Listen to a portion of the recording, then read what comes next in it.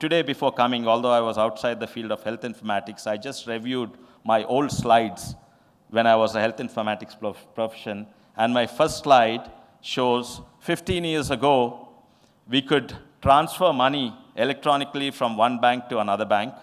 15 years ago, we could book an airline ticket. And 15 years ago, I could even send red carnations to my friend in New York. We could electronically order flowers in New York and they'll be delivered. They will be red and they will be carnations.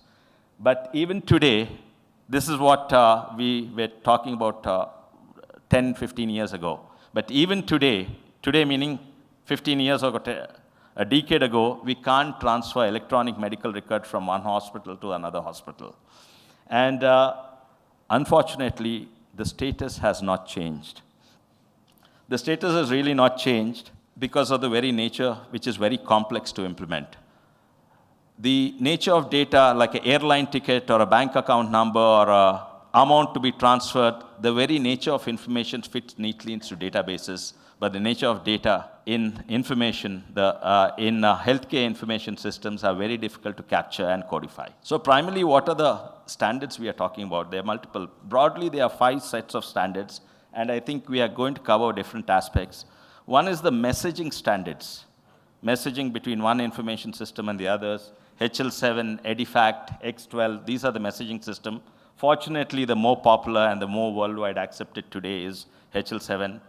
And one is the messaging standards. Other is the codes and vocabulary and terminology standards, mostly to do with the clinical area. It's to do with doctors. So ICDs, CPTs, and things like that. So they have to match. Then the content and format standards. They also have to match if you're trying to transfer electronic medical record from here to there. Then the identification standards, UHID, patient identifier, institution identifier, pharmacy identifier. The ID standards also, they have to follow the same thing. And lastly, access, authentication, and security standards. Only if all these 5 meet, all these 5 match, then we can transfer an electronic record from here to there. And one area we have come a long way is the very first one, the messaging standards. But all others, we are way, way behind, including the simplest and the simplest of the standards, which is the ID standards. We do not have UHID for patients today. So, but I think efforts are being made, islands of efforts and islands of excellence is there. We need to go on a nationwide basis and adopt some of these standards. The other thing about standards is there are different types of standards based on the ownership. Who owns the standard? Does WHO own it? Is it a proprietary owner? Or is it a NGO that owns the standard? And there are some risks of following proprietary standards, proprietary and copyrighted standards.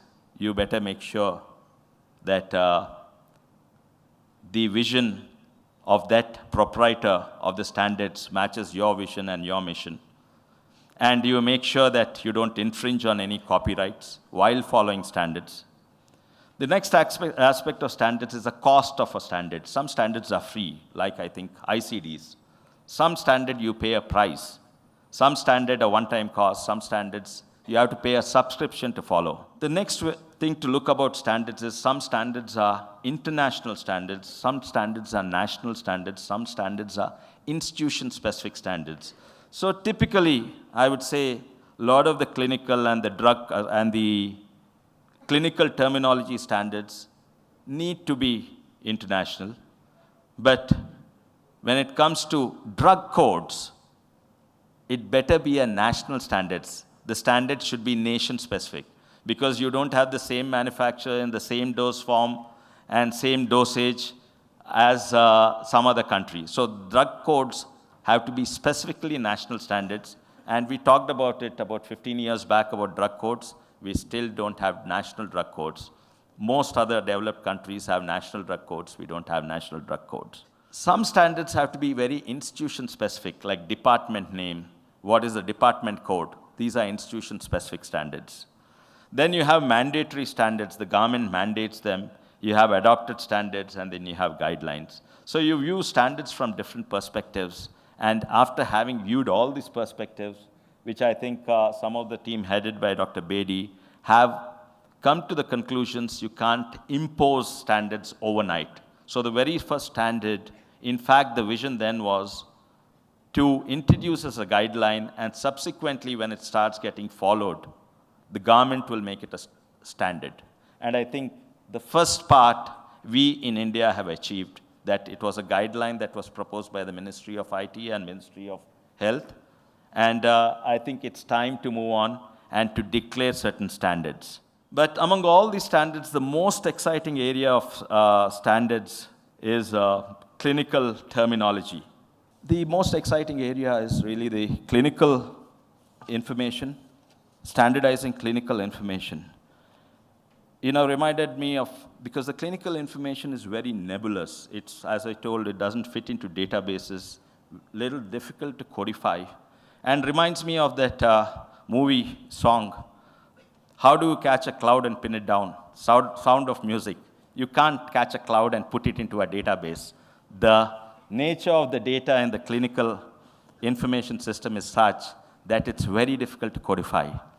But the benefits is phenomenal.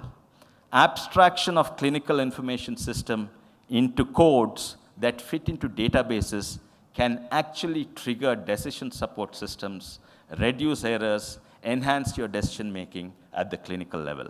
And we have not. So the benefits are just much more phenomenal. The benefits of codification starts from merely accurate information, accurate MIS, goes on to information triggering decision support systems, helps reduce medical errors. It helps institutionalize knowledge. If these group of doctors are doing something good, I can take that and put it into a best practice and put it into the system so it institutionalizes knowledge, but it can extract best practices, and actually what it does is it extracts intelligence and puts into the system. It extracts wisdom. And wisdom comes with age and experience. So the longer you have a hospital information system with the codified data, the longer you use it, the better and better it becomes.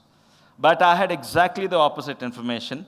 I was actually, at one point in my life, I was actually a briefcase vendor going hospital to hospital, selling hospital information system in Asia, in Eastern Europe, and Saudi Arabia, and in India.